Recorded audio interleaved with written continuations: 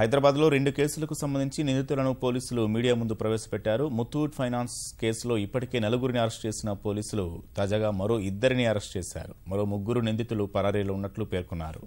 మరోవైపు బాలానగర్ దోపిడీ కేసులో 3 నిందితులను పట్టుకున్నారు. వారి నుంచి 19,50,000 విలువైన బంగారు ఆభరణాలను స్వాధీనం చేసుకున్నారు. ఈ 3 19 కేసుల్లో నిందితులని పోలీసులు వెల్లడించారు.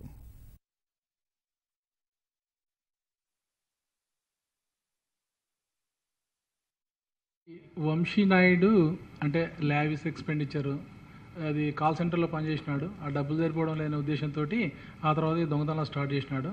గతంలో డిఫరెంట్ గ్యాంగ్ సతీష్ అని వేరే వాళ్ళతో కలిపి చేసినాడు. ఇంకా వేరే అభిలాష్ అంతో కూడా కలిపి చేసినారు. ఒక్క చోట కాకుండా మనకు మెదక్లో చేసినాడు. తర్వాత బయట ఇంకా కన్ఫర్మేషన్ రాలేదు, బయట కూడా చేసినారు. ఈ అబ్స్కాండింగ్ అక్యూజ్ వస్తే వేరే దగ్గర అఫెన్స్లు చేసినవి కూడా తెలుస్తాయి. వీళ్ళ ఫ్యామిలీ మాత్రం మంచి ఫ్యామిలీ, వాళ్ళు ఎవరు ఇతని దగ్గర రానియట్లేదు. జైల్లో పరిచయం అయినాడు ఈ మురళి అనే అఫెండర్. ఈ మురళి ఎవరంటే బాలనగర్ ఏరియాలో భార్యను చంపేసి జైలుకి పోయినాడు. అతనితోటి పరిచయం అయిన తర్వాత బయటకు వచ్చి ఆ మురళి ఇతను ఇంకా ఈ కొత్త వాళ్ళతో 2 కలిసి గ్యాంగ్ తయారు చేసినారు.